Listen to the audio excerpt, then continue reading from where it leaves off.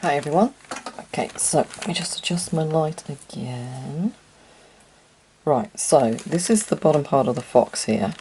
Now, a lot of this is done. What I've done literally is just, you can't see my white marks. I sort of marked in really quickly some of the shapes of the shadows, literally, a bit like how I did the fluffy cat, so quite chunky chunks of fur. Let me just pull my reference image across so I can explain.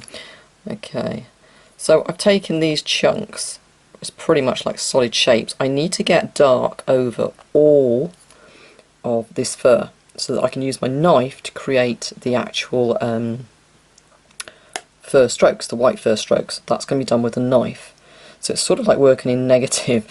I'm going to get all my shadows in, any hints of colour, any hints of bluey, grey, any other colours I can see in here. I need to get it in quite loosely, and then I will blend it all together using a softer pencil like a Luminance. We use some Polychromos over the top because they're a little bit harder, but I'll mainly be putting in all of this texture with a knife. So another thing that I do is I've got a white backing behind here, but when I need my white strokes to show up, I pop a little bit of black just behind. I keep it so it's, you know, it's the size, it's the width of the piece. I've got it so I can move it up and down. And this is the difference as well. If I use this as a backing, it'll intensify all my darks, but it'll make all my lights dark as well. So I need to keep the piece of white behind here as well so that I can see what it is actually going to look like. Now, I'm just going to carry on a second. I've just got, this is the Derwent Lightfast Black that I'm just using at the moment. So let me just pull my reference photo over a little bit. Okay, so all I'm doing really is coming in here, and those lines I showed you earlier on, I can see those lines. Just zoom in for you. Okay, see these texture lines that's showing up on the paper? Again, I need to get rid of those. So what I'm going to do is literally just, I'm just going to carry on really loosely filling in these shapes. If you're working on a smaller piece, you could just turn your paper at this point. And again, thinking ahead, remember what I said earlier about using both sides of the paper? We could do that here where we've got this black. So I'm going to come up here, everywhere that I can see that I've got some really extra dark, I'm just going to fill it in the direction of the fur. Lots of cold grey to come in here over the top, but I need to get this black intensified. But what I'm going to do first of all, like I say, is just colour in with one layer, loosely, everywhere that I can see a hint of this black underneath. Doesn't need to be exact, let me just bring that down. Okay, so I know through here I've got a big clumpy dark shadow shape.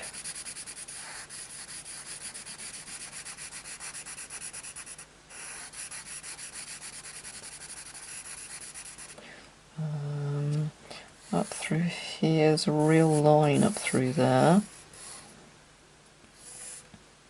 Here's a big shape. Here's a big shape. Just be careful here because my actual backing paper has got a little bit of texture by the looks of it, and it's showing through.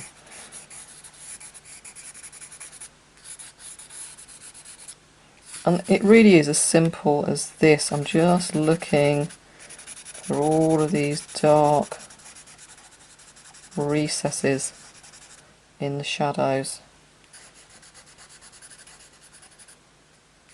Shape there. Okay, just lift this back up out of the way. Yeah, that was starting to leave texture from my paper underneath.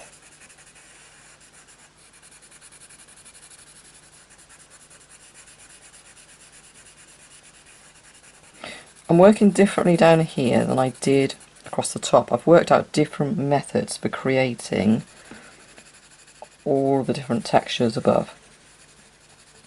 Like the eyes were created very similar to how I normally create eyes, just keeping my pencil down, working in the directions of the markings of the pupil. Lots of scumbling, lots of backwards and forwards motion with the pencil to create the smooth glassiness of the eye. The fur areas around the cheek and over the top of the head, I use lots and lots and lots of layers with flicks of my pencil. So I was creating fur texture there from the off, and then I was lifting it off, like say, with the mono eraser and with the knife. So here, nice long sweeps. All I want to do is just fill these recesses with this lovely dark shadow. I definitely know it is. It'd be great if I could work the whole piece as quick as this. I'm working quickly, mainly because if I work quickly I create looser fur. If I was doing this really precise and putting in, and plus I don't know any other way to create this fur down here. It's a huge vast area. I don't want to be coming in here and creating and placing every single strand of fur because it will look really staged. I was explaining this to students at a workshop this last weekend, and I just find a lot of people, when they draw wildlife, even when they draw domestic animals, they draw them using the same pencil strokes that they draw all of their other animals, so the texture of the fur always looks the same, and they always look groomed. When does a piece of wildlife, like a lion or something that's battle-torn, or especially a tiger, you know, battle-torn with scars, at what point do they look like they've been to the groomers and had a wash and a blow-dry?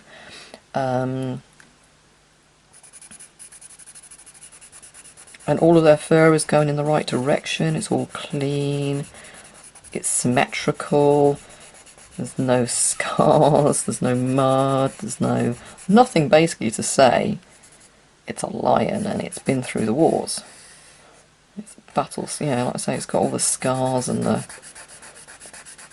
muddy fur, damaged fur where it's been lying down, yeah, all those things are all eliminated. So that's mainly why I work quite quickly here. It might not be exact to the reference, but no one's going to see the reference. It's pretty close to the reference, saying that this one is at the moment, but it might not be at the end. I'm not going to sit and draw every single piece of fur in the direction, in the right place that it is on the reference photo, because that's just crazy, and like I say, it'll just look stayed and placed. I think I'm shaking. I hope the camera's not moving too much. No, I think it's just my board.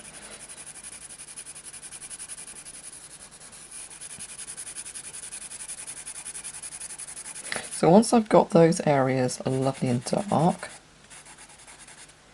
then I'll come in with my black and just do one, possibly one lighter layer. Let's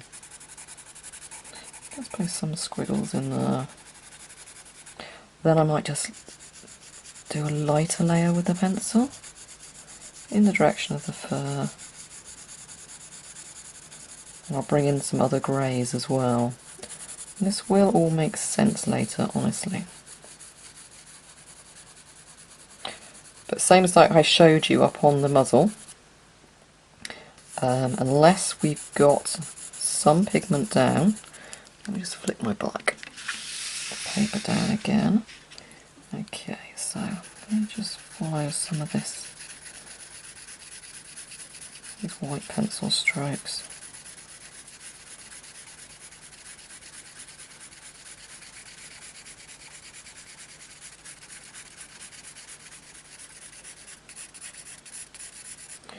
Need to fill that area there in.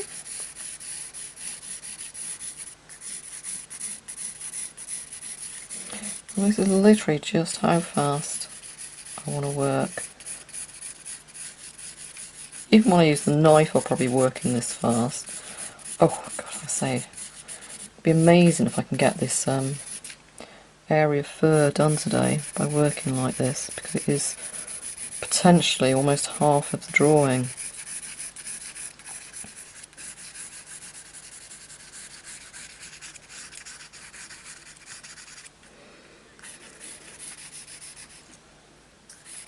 Okay. Keep an eye on my fur direction.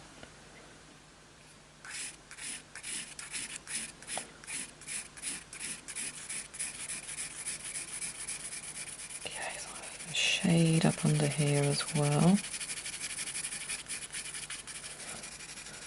Make sure I need to pull away. I need to find a smooth bit of black paper to sit behind this.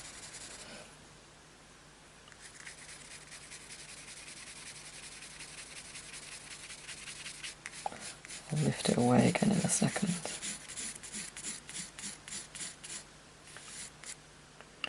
That comes across there. I have a dark area coming up here.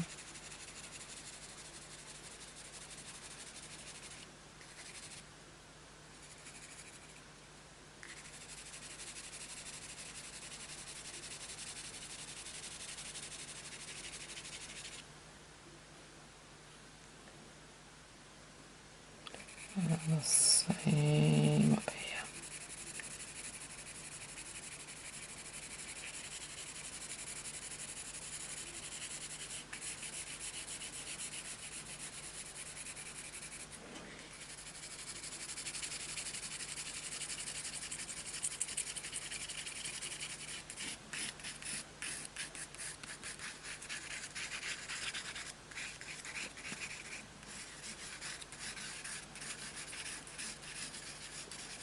Okay, I'll lift that black paper away again now.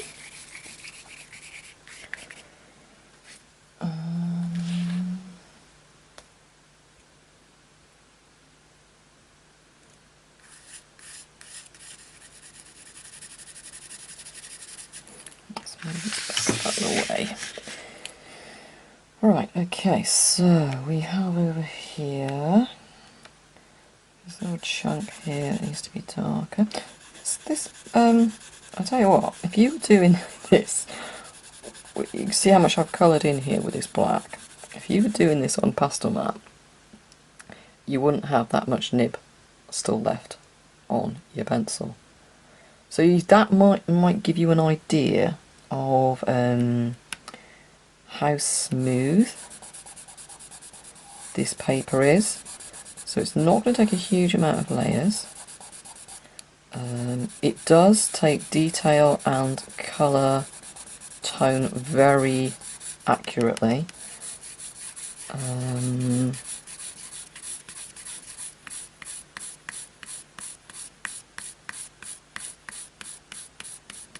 What I'll do is we'll blend in all of this with a grey and also a white pencil.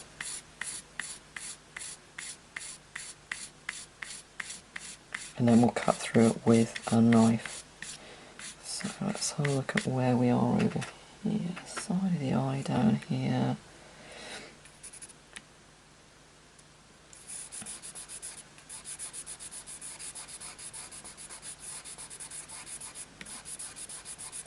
So it's like the edge of the chest fur coming up here.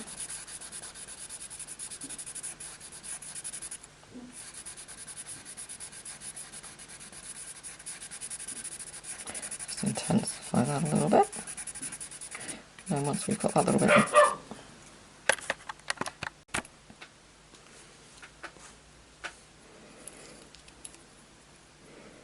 okay, so just filling in those shapes still, just increasing depth of shadow in a few places. Like I say, we're going to blend all of these together using our luminance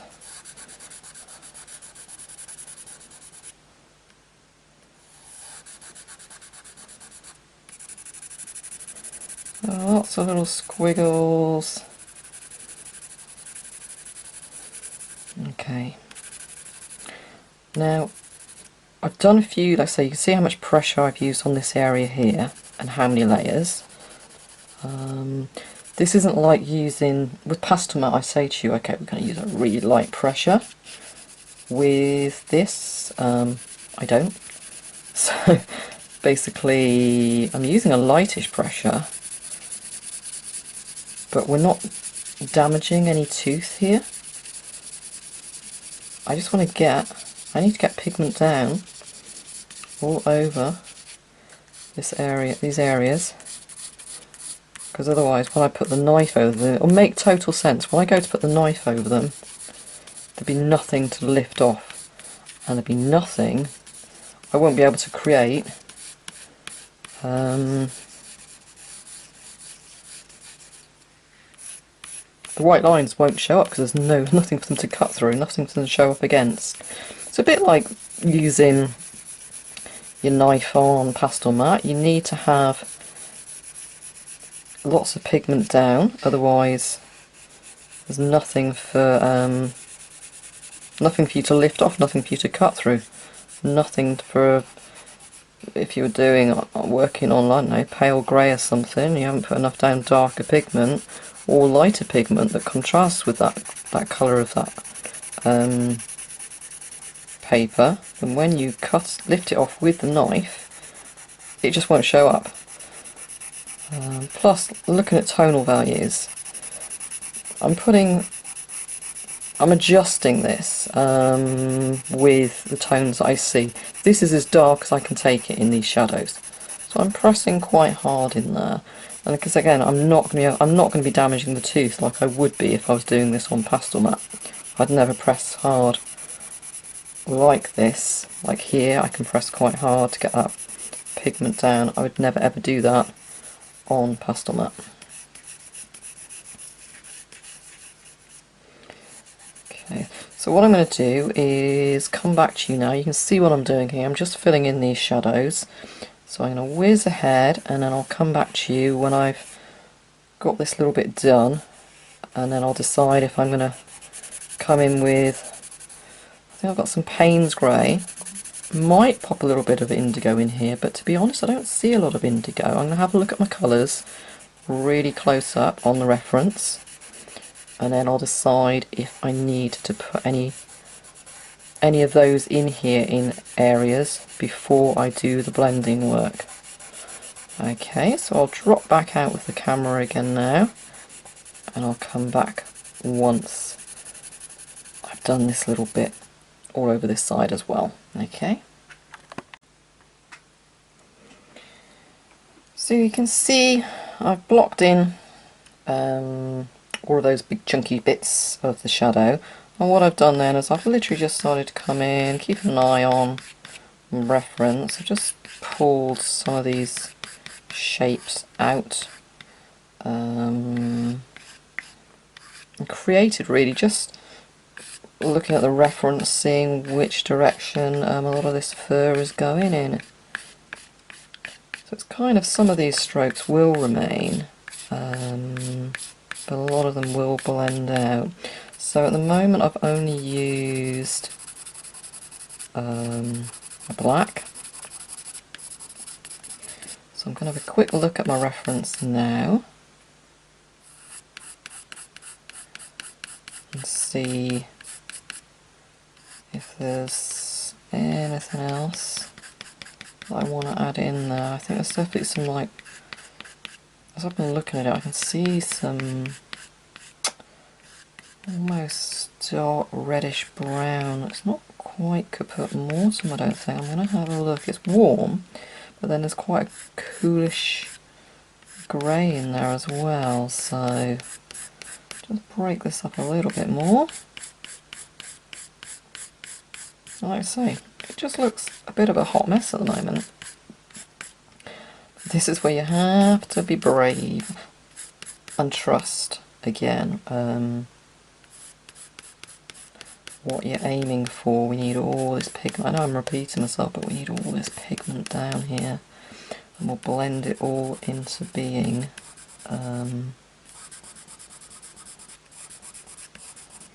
one solid mass, or mess, depending on how you're viewing it. Still working quickly, still keeping my eye on that reference photo there.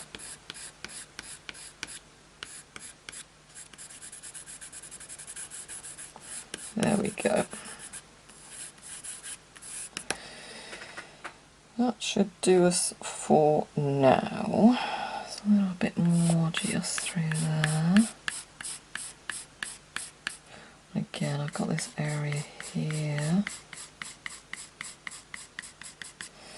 Right, let's have a look at these colours. Now, okay, I can see some little bits of the ochre. I've got some in under here. I'll pop some more in.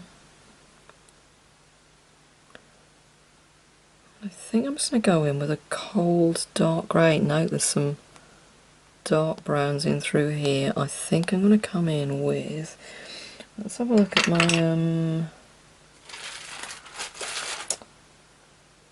where's my Payne's grey? What's this one here? That's a cold dark sepia, that's it. I wanted a dark dirty brownish grey, so the dark sepia is perfect.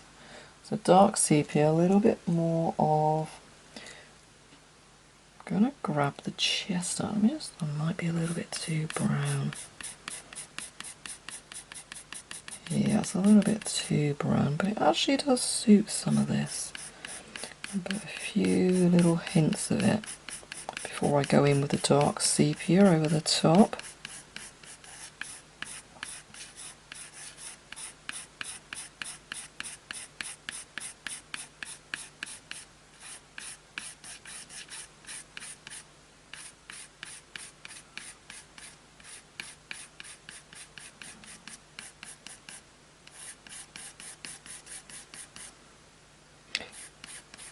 Sort of like really rough curls in through here. So I'm just putting some of the dark sepia on those curls. A little channel of it just running down through there.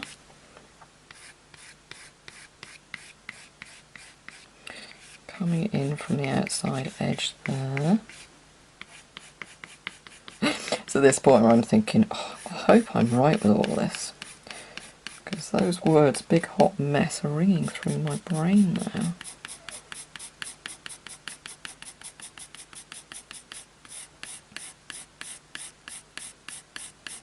Oh well, I guess it'll just become a head portrait if not.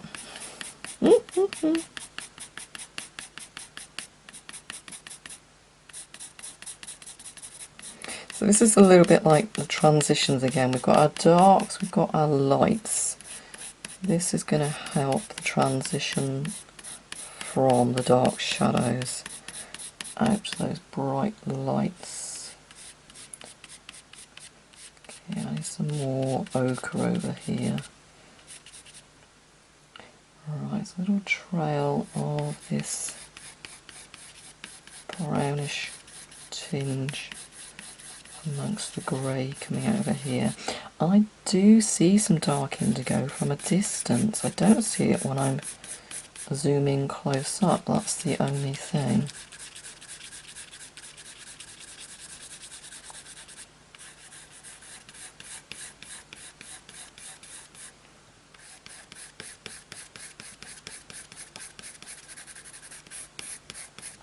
And I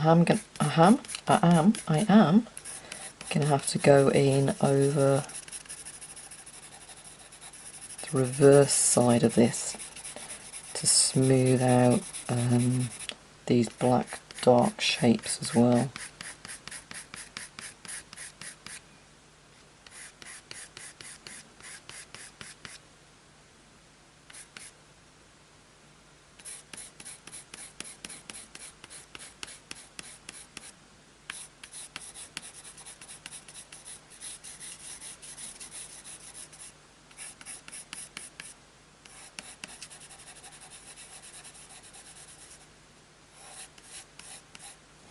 Okay, so dark sepia next.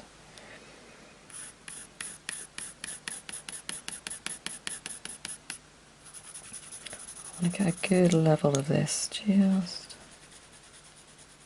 underneath the chin area here.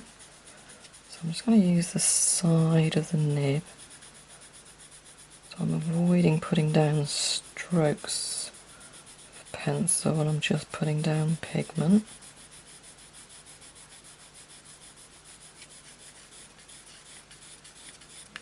I'm going to bring in that cool grey as well. Cool grey 5 or 6 even. We might not end up doing much blending, if any. Let's see how much we cover with all of this work here. Okay, so I'm going to carry on doing this, and what I'll do, you see I'm just smoothing out some of these shapes again.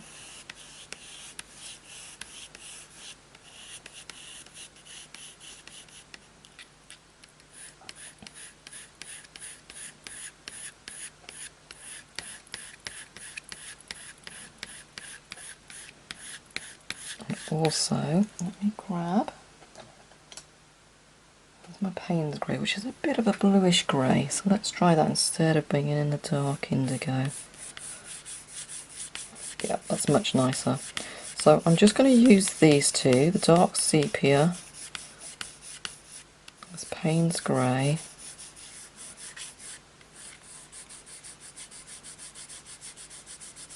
and we might not have to come in and do anything with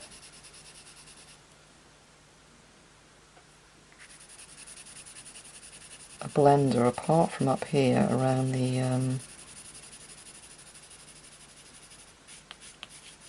areas where it's really light, but even then this is going on quite nicely. This is, I think, going to serve our purpose, and we won't need to bring in the luminance to blend it, but let me just carry on and we'll see where it takes us. Okay, so I'm going to just carry on doing this, and I'll come back to you when I finish with this application.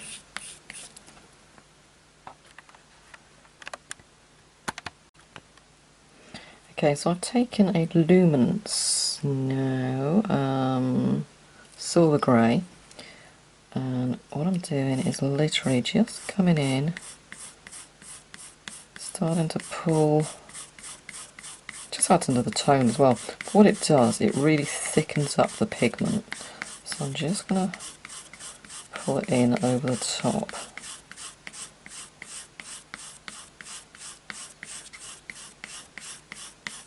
Of some of these areas where it's really cool. I'll probably bring in white as well over the top. It just creates a lovely thickness and softness. I just zoom in a little bit and work on a little piece. Let's have a look. Okay, if I just start to pull this across here, you'll see it just really pulls the pigment out and softens it all, blends it all. We're going to cut through it all, let's say, with a knife. But what it does, it just creates a really thickens up and pulls all of, zoom back out, pulls all of that, those darks that we've put down, pulls them all together. I might use a couple of other light greys. Let's say this is a silver grey, so it's a nice cold,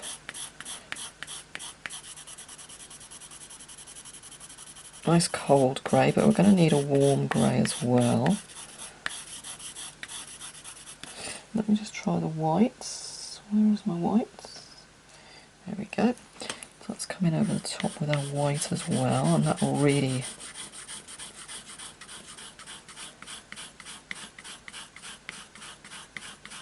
add yet another tone through there.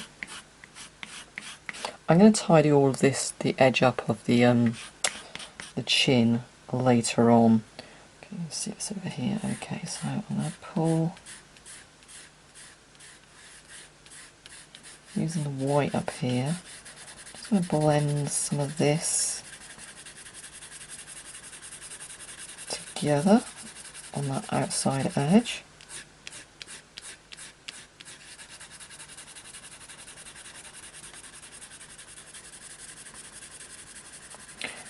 What it does, it just mixes as well. Anything we've put down, we'll just mix it together. What I'm trying to do with this as well, remember those lines that I could see in the paper earlier on? I'm really hoping that this is going to add another layer of pigment and eliminate those lines. If not, let's have to work from the back and hope that we can eliminate them by cutting through enough when we use the knife. Okay, it's just blended all of that up that side. That's really softened up nicely along that edge. Okay.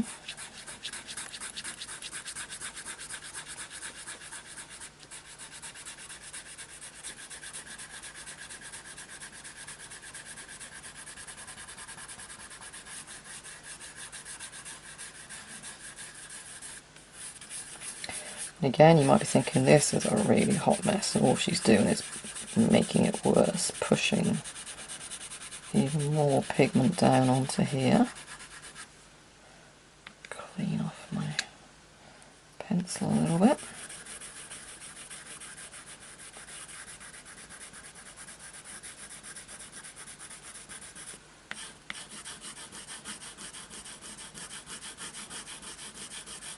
But believe me, when we come in with a knife, that is when that's when the magic is going to happen. I hope. No, it will. When we come in with a knife, the knife is going to do all of our work. When I was playing around with the top areas of the fox, I realised that I needed to get a lot more pigment down. I was being quite hesitant, quite light, because I knew I had to preserve my layers to a degree. So I was being quite hesitant.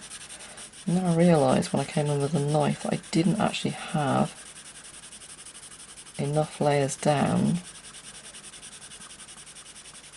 to be able to create the fur texture. Hence why, now see, it's not eliminating. I'm really worried about this now. I'm not able to drag through and get rid of these lines. Why is that? It's nothing to do with what's underneath.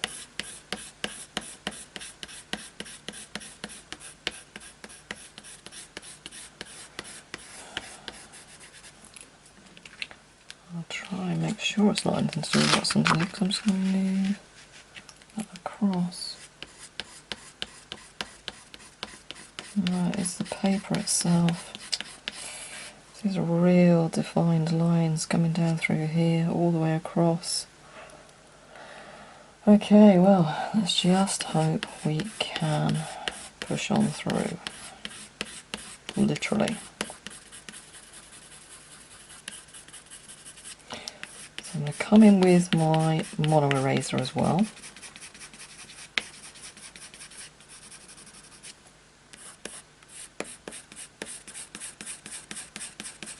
Especially on the area where it's quite chunky fur.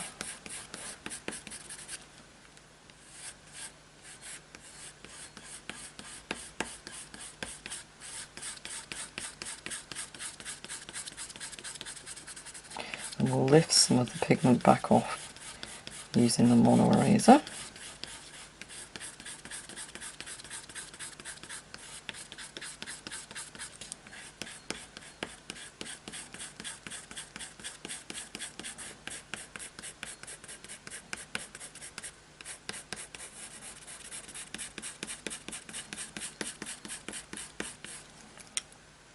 Just sharpen up again.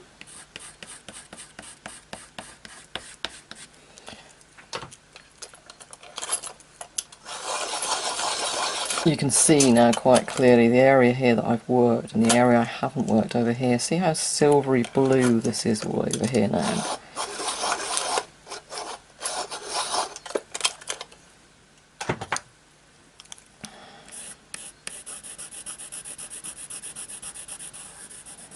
How much it's all smoothed together.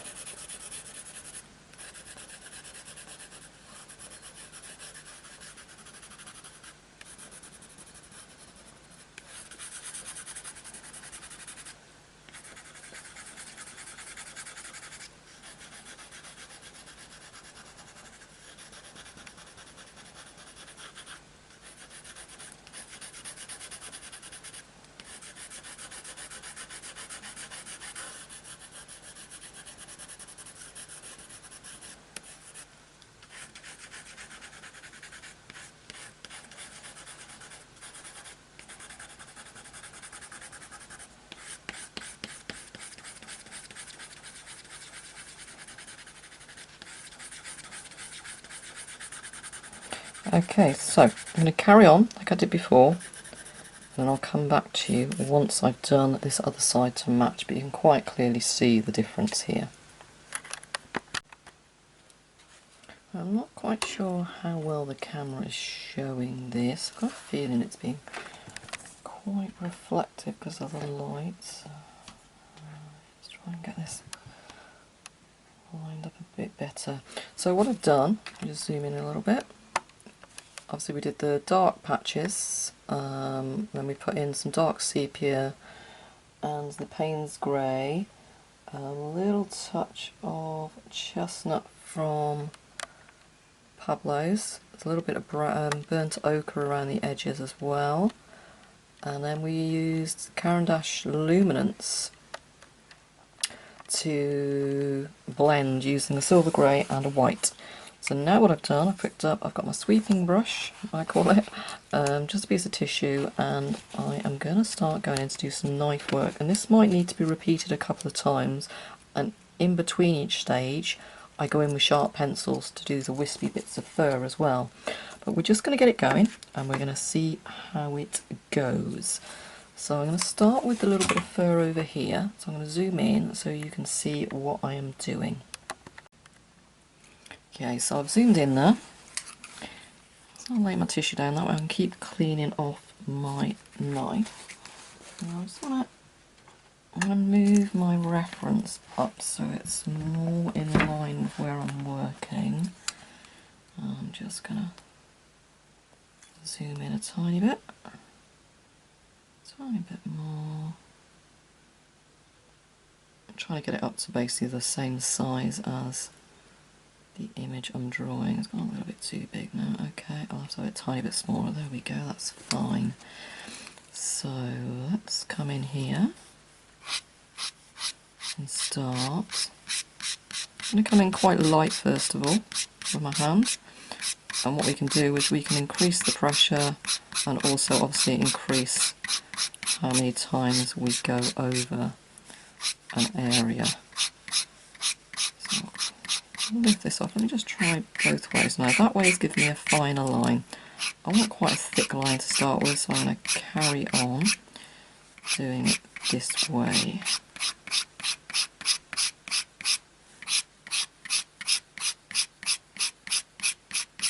You should instantly be able to see there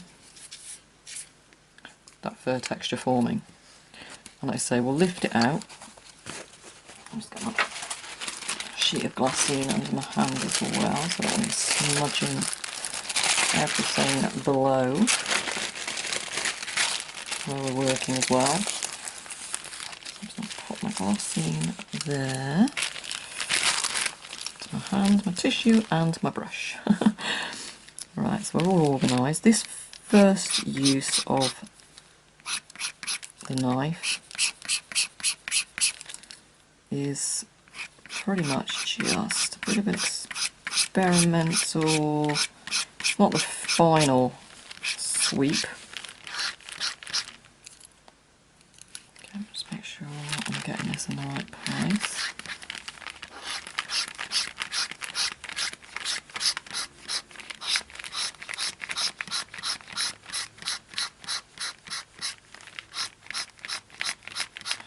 So again, sorry, it's making a noise. I know that's going to be picked up on the microphone, but I do need it in place. Move it out of the way a little bit. Now, varying the pressure exactly with your knife, with your slice, your blade, is exactly the same as if you're doing it with your pencils. If you vary the pressure, you lift off less pigment. Obviously, if you go in with your pencils with less pressure, you're going to put down slightly less pigment. Now the light is reflecting a little bit. I don't want to move the angle of the light, I'm afraid, because it's perfect for me as I work this. It's coming up absolutely beautifully. And this was the method behind the madness that you saw previously. Now this is just cutting through all of those layers, and again we can come in with our pencil into where we've lifted this off. We can come in with our pencil and increase the intensity of the whites or the dark sepia. We can use our pencil into these grooves now. They're not like on pastel mat where you can get real indentations. This is simply going over the surface and lifting off the pigment.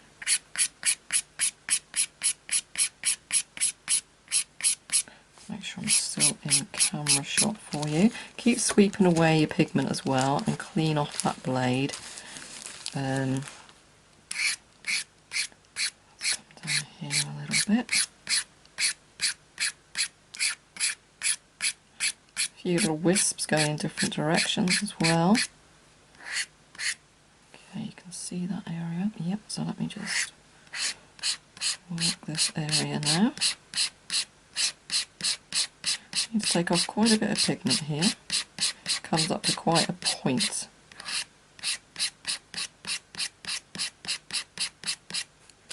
Clean off my blade. I've got a couple of spare blades just in case I need it. I haven't had to replace the blades on these at all, but I do have spare blades just in case, because of the amount of knife work that this is going to be doing for me.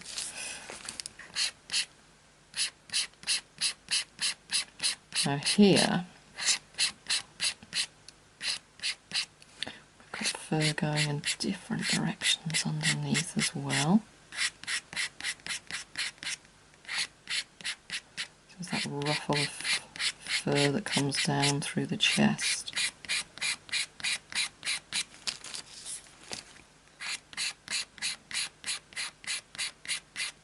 But here, as I was just saying, where I lift that away to a nice white fur tip point, I'm going to need to come in and transition this out again. So here's where I'll be using that Payne's grey and a little bit of black just to flick that shadow out, make it transition nicely. You hear me using these words all the time. It's all about the push and pull into and out of the shadow. In fact, whilst I'm here, let me just show you. I want to take off a little bit more pigment here. I could come in with the eraser, but it's going to take off too thick a chunk. Clean off my blade again. I don't want it clogging.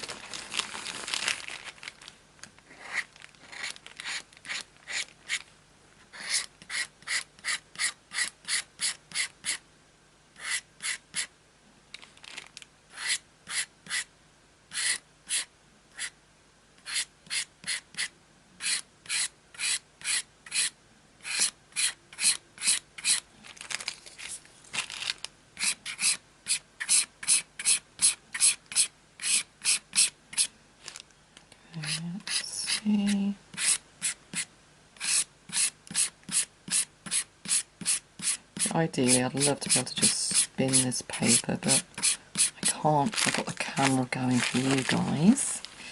Can you see if I come there? Yeah, you can.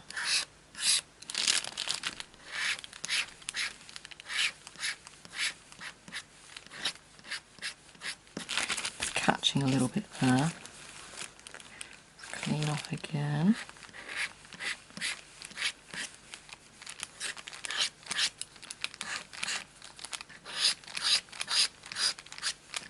Sometimes it will catch, it will just find a little flaw in the paper and you just get it at slightly the wrong angle and it will just catch a little bit.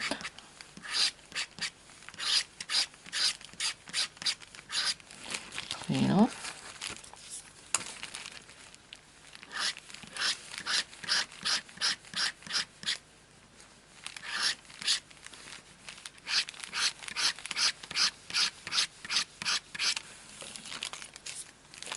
Keep cleaning off.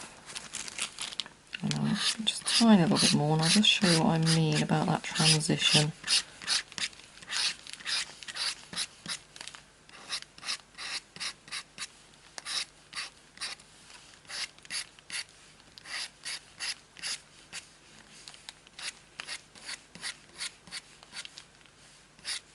Okay, so let me just get, I'm pulling, got the ivory black to hand with a sharp point on it. So what I mean about just coming into this shadow is literally just coming in and softening some of those ends. Same here, we'll just push back up into some of these shadows and we'll do the same with our white as well. And any colours that we want to pop back in, we'll do it this way. And you'll find as well that your pencil will just skip around these lines that you've made with the knife. So just zoom in a tiny bit more. So you can see the texture. This is just skipping around over the top of some of those. So it is a little bit like indenting. Again, I'll probably come in here with a little bit of dark sepia or something just to break through. But that is pretty much how I will go on now to create the rest of the fur. It's perfect, absolutely perfect. It matches up perfectly. So all that preparation work, all that hot mess work was, well, I managed to get it just right, so I'm quite pleased. And again, you can come in here as well with your white pencil, and if you want to add a touch more white pigment as well, you'll be able to. It doesn't show up quite as well, but again, we're going to have that nice white background as well. I'll just pull back out again. I'll tell you, it's not looking that great on this camera because of the light. I'll just do that a little bit as well. But trust me, I'll do a scan and you will be able to see just how well this has worked. Even I'm really super happy, which, you know, that doesn't happen very often. I'm thinking I'm going to be able to get all of this bottom half done today, which I know I joked about earlier, but I didn't expect to be able to do it. So,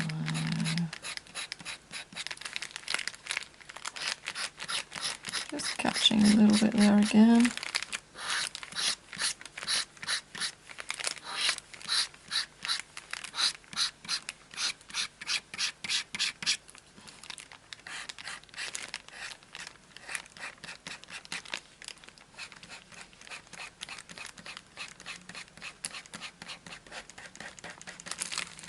There we go, brush that away.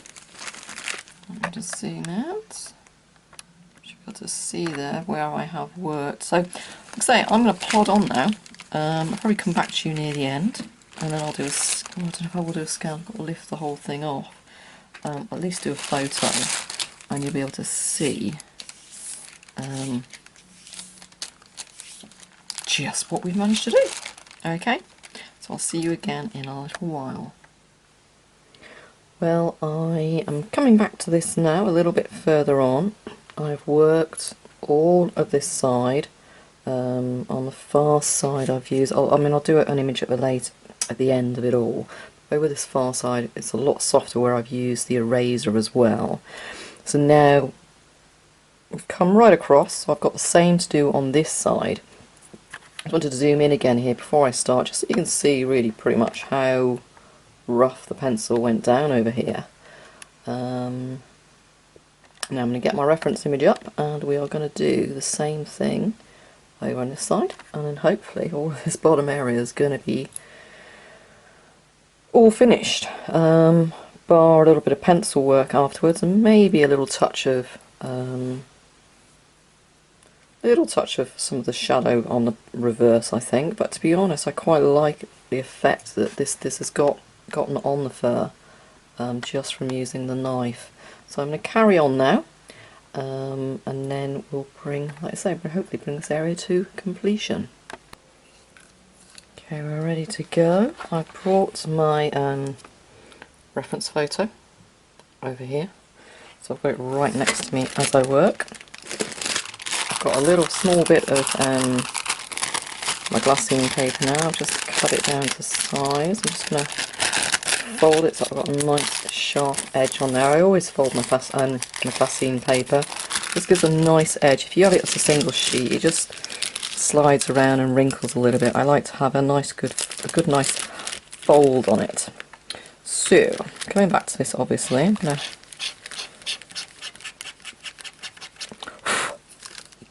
stop blowing. I've got a brush here. I need to be using my brush more. So I just need to refocus of where I left off on this piece. Got some work to do down here. And I come up here first of all, and I'm going to work around this area. Just see if I need to move the camera. Actually, no, let me just finish off the bottom, and then I don't need to adjust the camera quite yet. There we go. So let me just check that you can see what I'm doing. I can zoom in a little bit as well, and then just remember to zoom out again as I move down the paper. Okay, so let's get going. I did swap this out. I've got two of these pen cutters. This is a much newer one, so I did actually switch this one out because the blade in here is a little bit newer, and I did feel the other one starting to blunt. So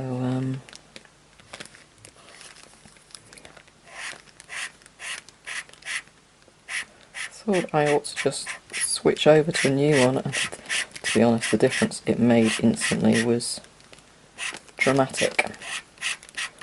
So that was a good move. That tissue. I knew I was missing something. Just a little bit of tissue just to clean off that blade.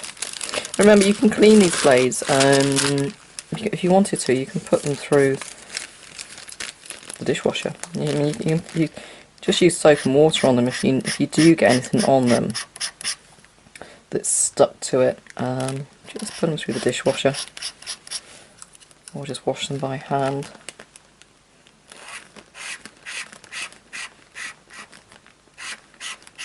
You can see me pause every now and again. It's because I'm conscious that I've got the camera zoomed in.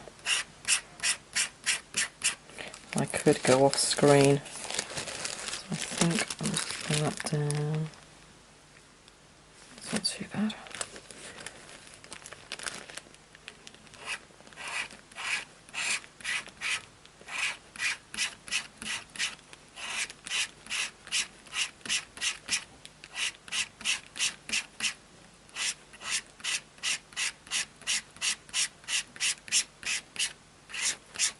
I might go off screen a little bit, but I'm not going to adjust the camera because I'll be back up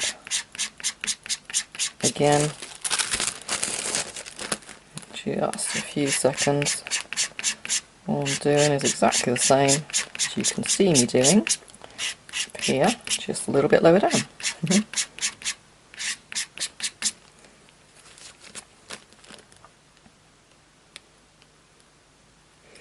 That's that shape there. So I'm not aiming for this to be exact.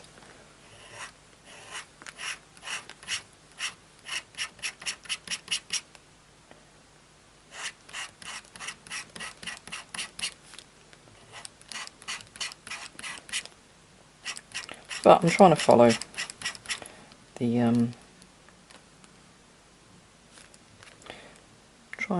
the actual.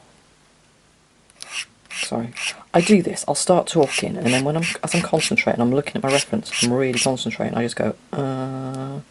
Sorry, I do apologise when I do that. It's just literally my eyes are going backwards and forwards to that reference, and sometimes I just forget, or I pause midway through the sentence.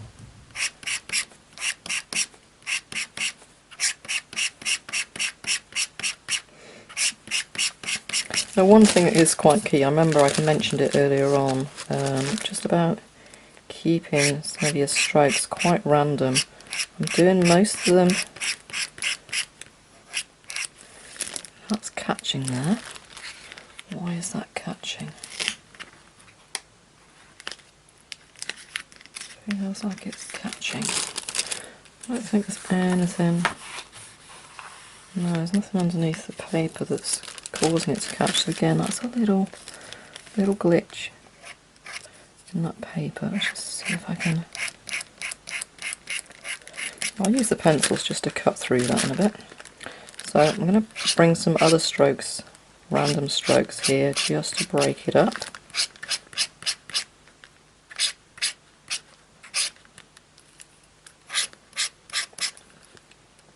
And also I'll come in here with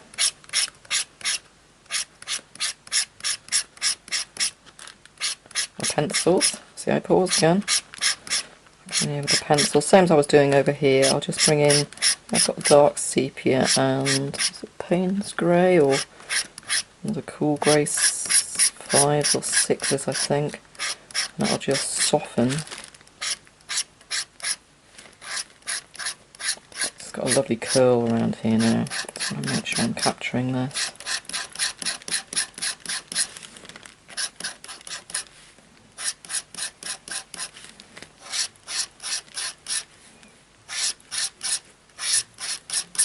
Let me just zoom out. You can see what I'm doing. Let me just zoom out so you can actually see everywhere that I'm working. I might just drop the video out again at some point and then come back again right near the end. But I just wanted to give you a good overview really of how I started off in the centre, how I moved over to the other side. And it's all the same, it's just all about looking at your reference. I mean, if you're working on a smaller piece, I'm not sure if I've mentioned this, but just have it so you can move your piece around. I'm having to do this all upright. If I had a smaller piece, I'd be turning it so that I can flick. Oh, just did that scratch.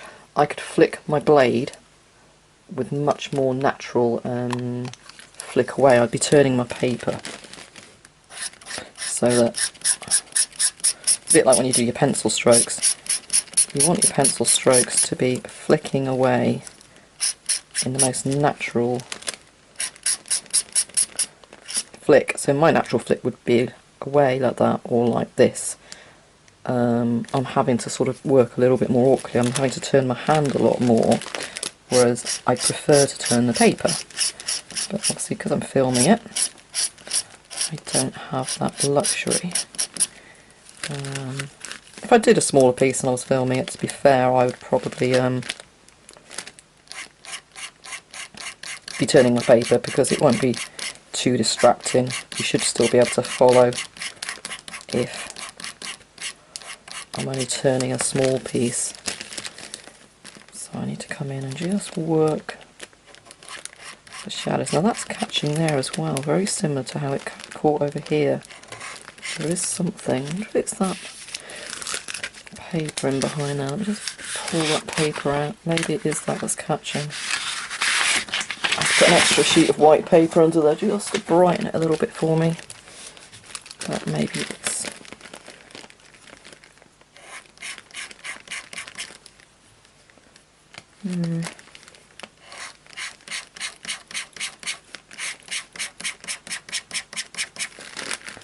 who knows.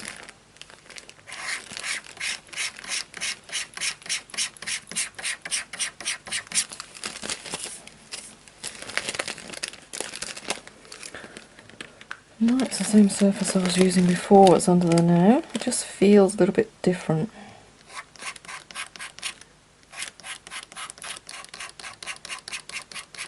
Maybe it's a little bit like we've been saying with pastel mats. See, that's catching there as well. So just be careful when you do this. If you feel it catch, just turn your blade and just take a little bit of care, because at this point you really do not want to be slicing through your work.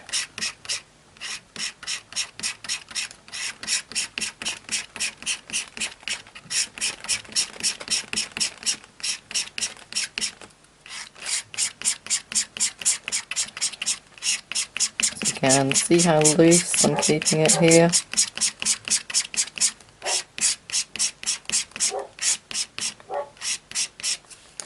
You hear the dog barking. That'll be my Casper, one of the collies, out in the garden. It's a beautiful sunny day here today. Spring has arrived at last. It's still cold. That's him outside barking, wanting a play session. I'm excused for a little bit. So,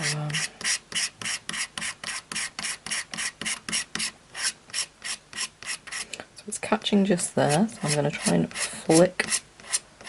change the angle and just flick my way across there.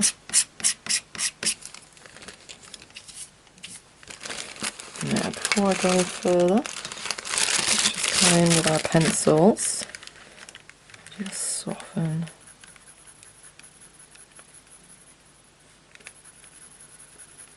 the base of some of this scratch work. And that's all we're doing, is we're going into the shadows and just softening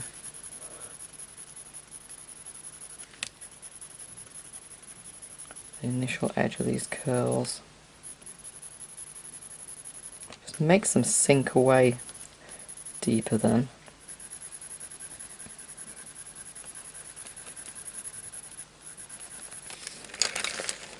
Take away a little bit more here.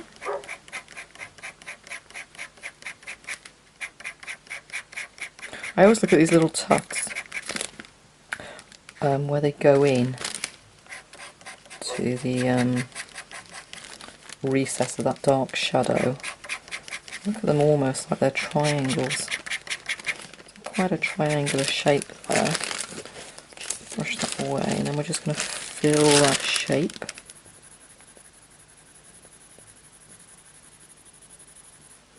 With our dark sepia.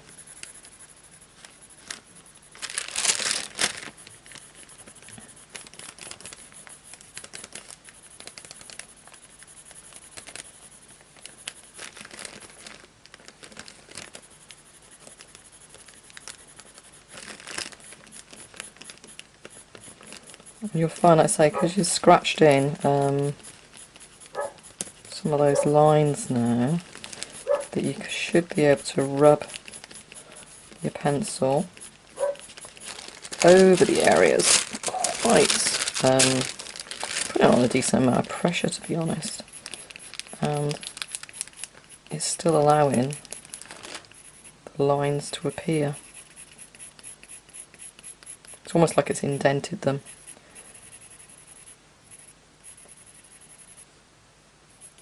Quite nice.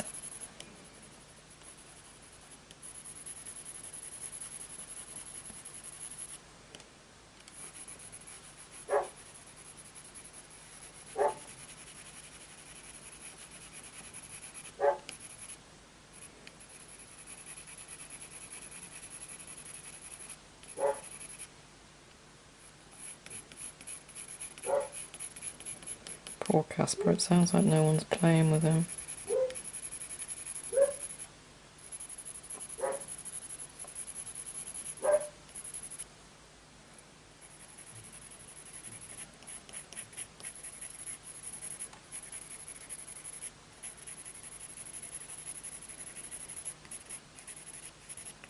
Okay, so back in the knife again now.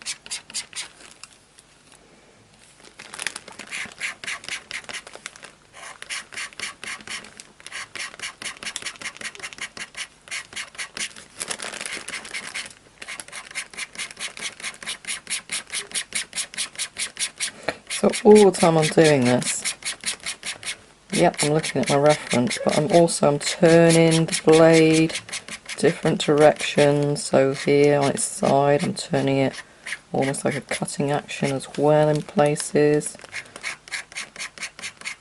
And this is why it's worth having a play session if you're a little bit nervous about using your knife at all.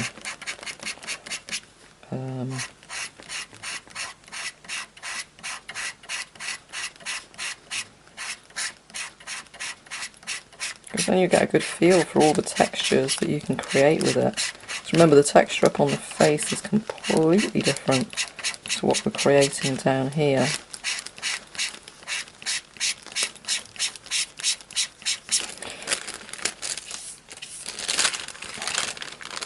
I'm at the point where I feel in a way that these blade needs to be giving me a wider cut. I do have a completely different sort of blade. I've got these chisel blades, which I could pop into the craft knife. This one here is another one. It's got a different angle to it, but I'm not sure about using them.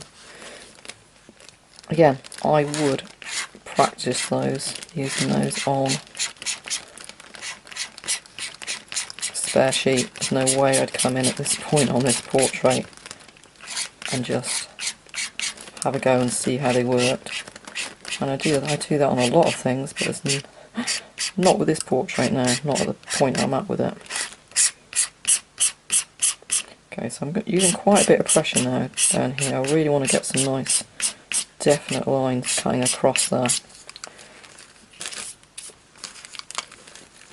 Just come in and add a little bit more shadow.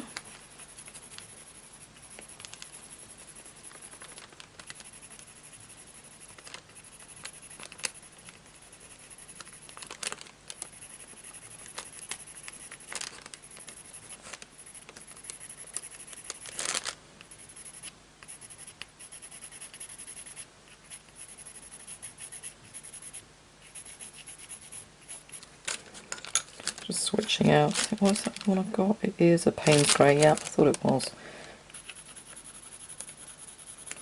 And my dark sepia. And make sure you take this right up to the edge, don't just like stop short, because you don't want to be, you just don't want to lose any of your portrait really. And I'm going to have to get a custom mount cut for this one anyway.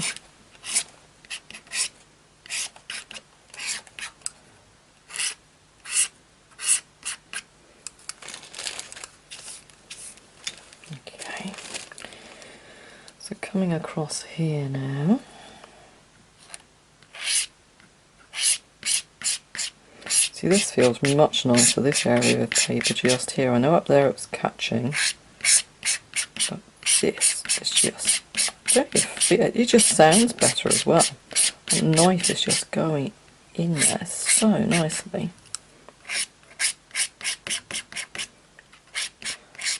So maybe, like I say, it's just different areas of the drafting film got different qualities. I'm guessing maybe the inconsistencies between one sheet and another as well as inconsistencies on one sheet. So all things for us as artists to take into consideration.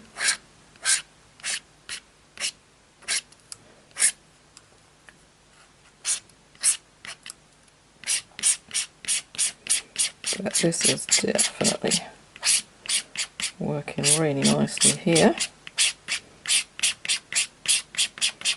Let's sped up the process a little bit, that area.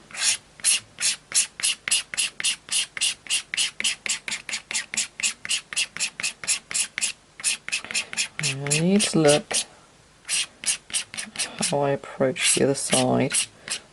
So I need to lift up my reference photo in a minute, because I've got that part way across my image. But I just need to make sure that I'm creating it the same. I know I need to use my mono eraser on this outer edge. I just need to make sure that both sides balance. Even if, yes, I'm following the reference photo, I still need to take the reference photo out of the equation every now and again and make sure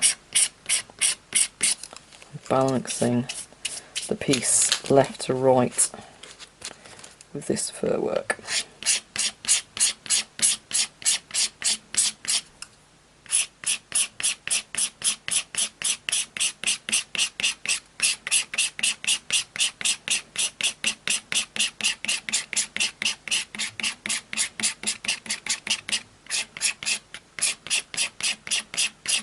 It doesn't matter if you take too much out, just go back in there with your pencils. Do you know what? I can touch that. I can't feel any grooves there at all. Yeah, my knife can feel it. I can, when I cross hatch over those previous cuts, I can feel it.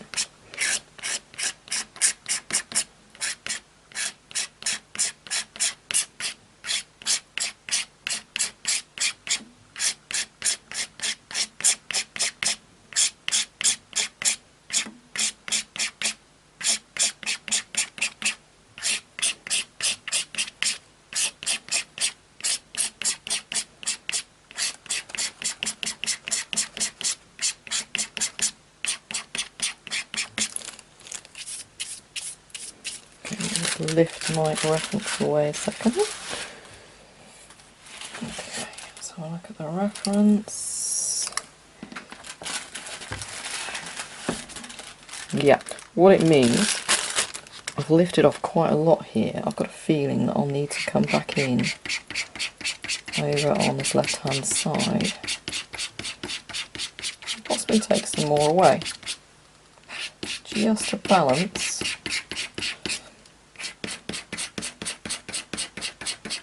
the whole piece. I know I'm probably just done that off camera, but I'm back over here now. But I might tweak this at the end anyway, so because there's areas here that need to be a lot whiter. So I'll come in, lift away more up here on this curl. We'll just take away a little bit more. This is what I tend to do as well on portraits. We take away the reference photo and I come in at the end and just do it by eye of where the curls are, where I think the light should be hitting those curls. And I'll add more highlight and lift a little bit more away.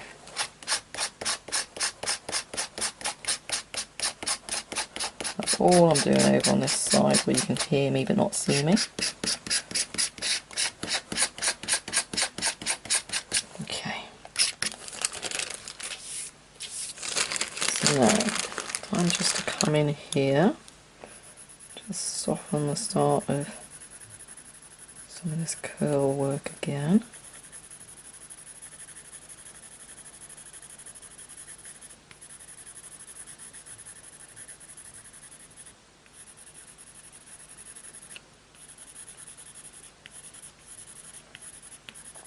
This makes all the difference, just these little touches. Again, if you use 2 or 3 different pencils as well, it just creates slightly more tonal contrast and depth.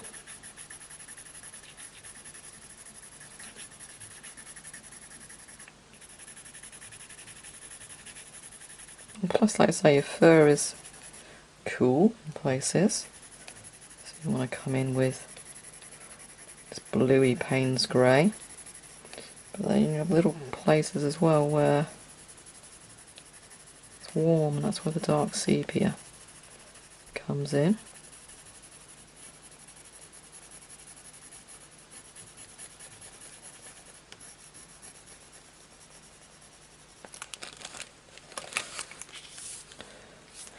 I'm not sure if I can put this brush through the wash, but it's getting a little bit grubby after all the work it's doing on this piece.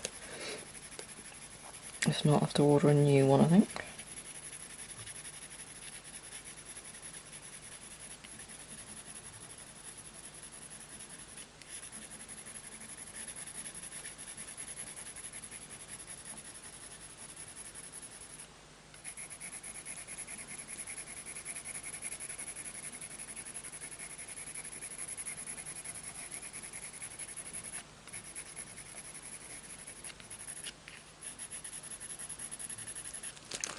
A touch of black.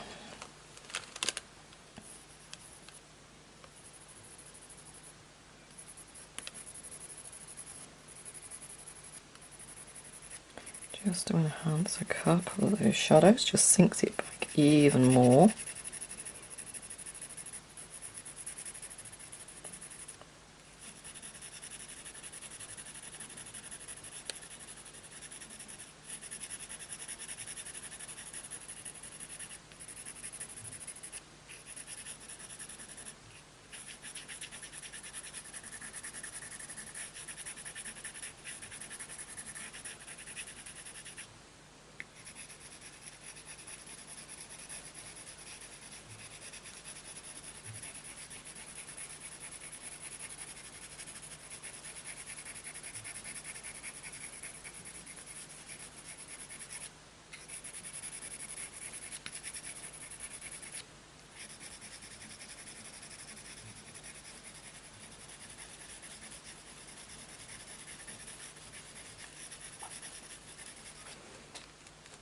There we go, so we've just done that big chunk there.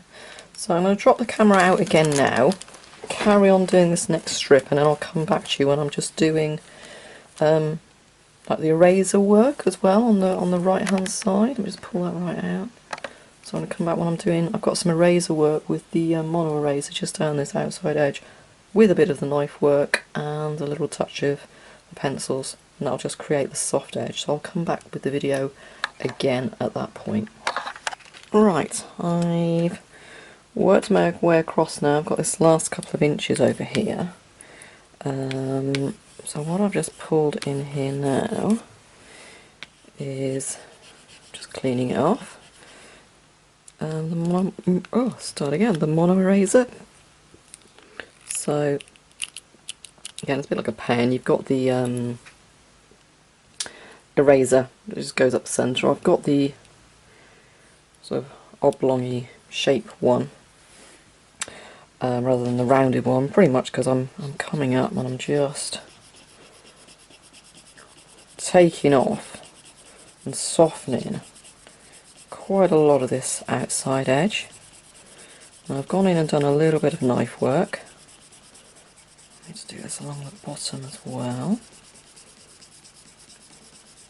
So literally backwards and forwards, eyes still on that reference photo, and I'm just coming in and softening up some of the chunks. To be really careful, because all of a sudden you go from not taking hardly any pigment off, and then all of a sudden it'll lift loads off. So I'm just coming up along this edge, keeping an eye on the other side as well, how much I took off from over there. I'm trying to balance it really. So it'll go from literally hardly lifting any off, and then the next arrays will lift loads off. So I'm going to take out quite a bit down this outside edge.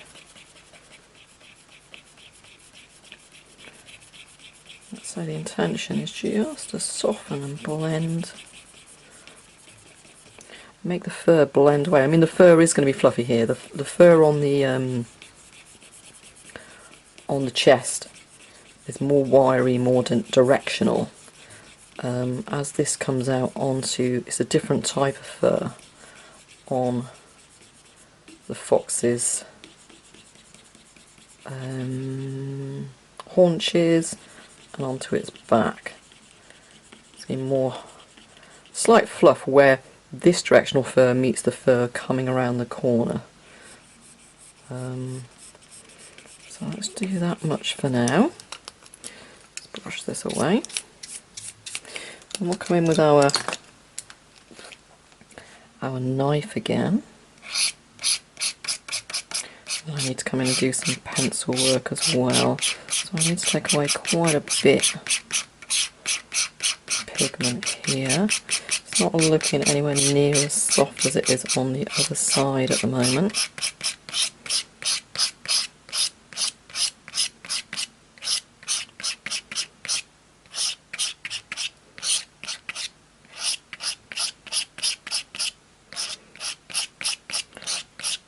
But just do it in stages, and that way you can lift away more rather than trying to put your pencil back in there.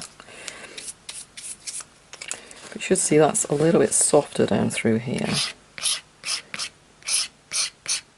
than it is over here where it's much more wiry.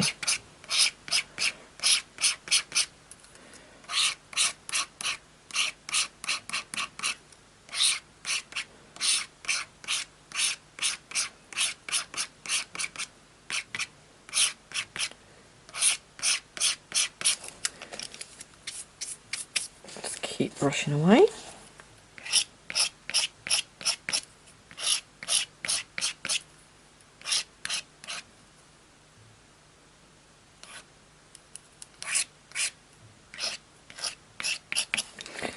Bring in the pencil work again here now.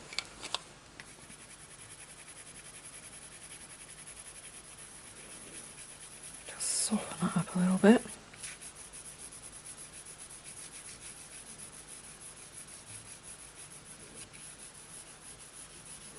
Just a really light pressure down through here.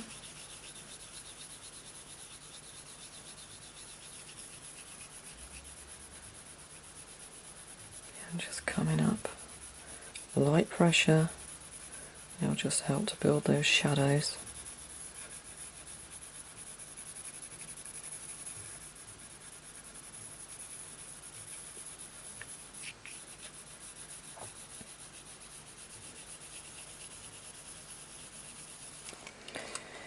Now a little bit more razor work, I think. Let me just clean off.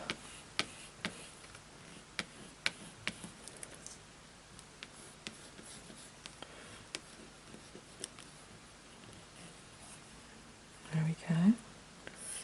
Just brush it a little bit.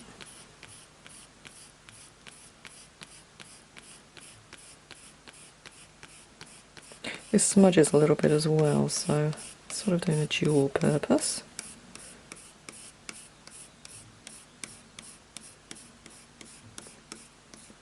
And the little bits that you can see falling off, let me just zoom out again.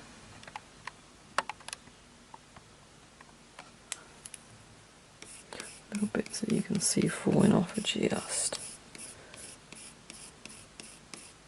where I've rubbed. It's just the excess coming away.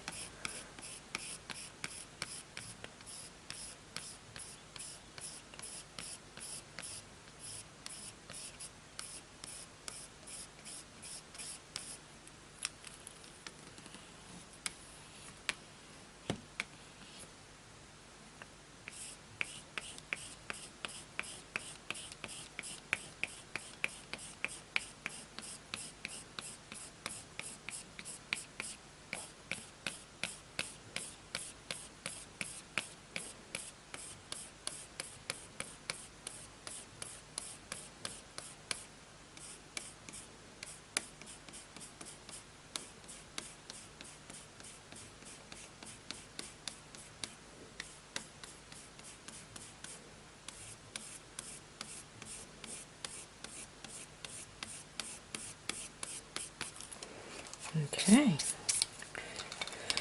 let's have another look. Right, so I need to cut some of these strokes down through.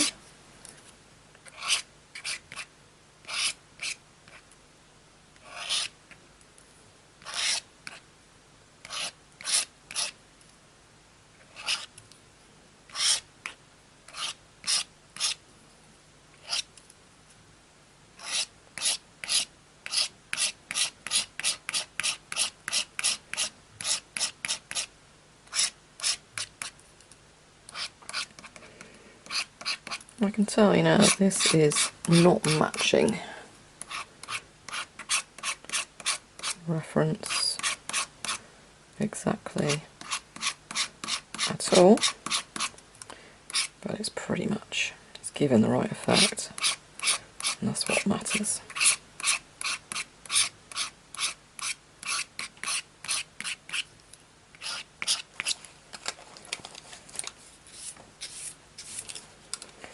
So back in here, this is with the Payne's Grey.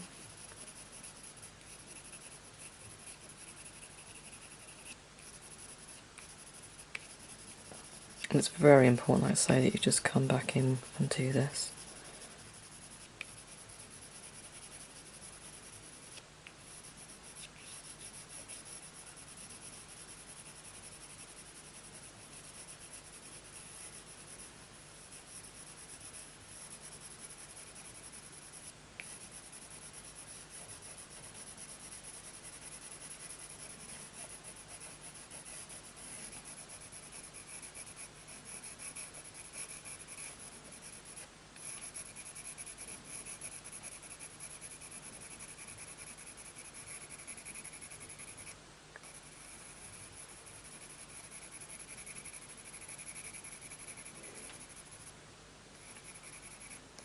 But I'm still working quite loose, you see. Not going in and going little tiny little marks, because then, like I mentioned before, it'll just start to look really flat and posed and no life to it really. So there we go, that's that little soft area there. So now I'm going to move up to the next part, and then we should come back for one final little video at the end, where I'll just do a little quick video showing the whole of this fur area. And obviously I need to work still the muzzle and all the top of the head. I do have a deadline of, it's Friday afternoon here, I've got until Sunday morning at the latest to get this done, if I'm going to get it entered into the competition. I'd set a deadline for. So we shall see. But it's going good. I'd rather get the whole piece right than rush and take any shortcuts. That's good progression for today, considering I didn't get any time on here yesterday.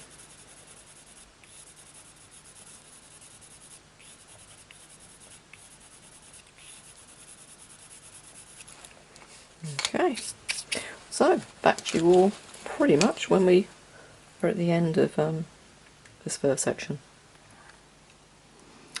Okie dokie, so we are now at a point where, oh, the light's reflecting, this is where we are up to. I've got a light off here to the right hand side, so it's a little bit reflective. Now,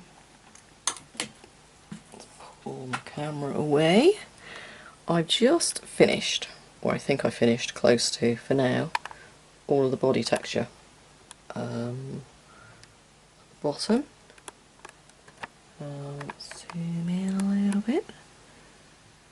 So here you can see all of the fur texture. And that's all been created literally with that blurry application of the pencils, and then using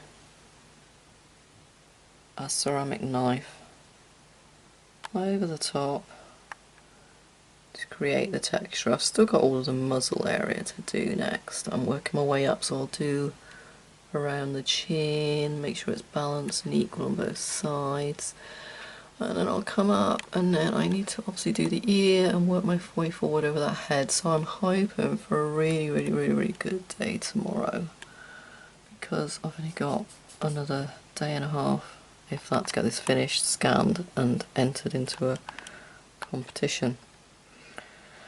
But hopefully you've enjoyed just watching the snippets of me working that fur. So I'll do a few little tweaks at the end, like when I balance the whole piece. But that should give you an idea of how I'm working on this pastel mat. Okay, so thank you very much for watching.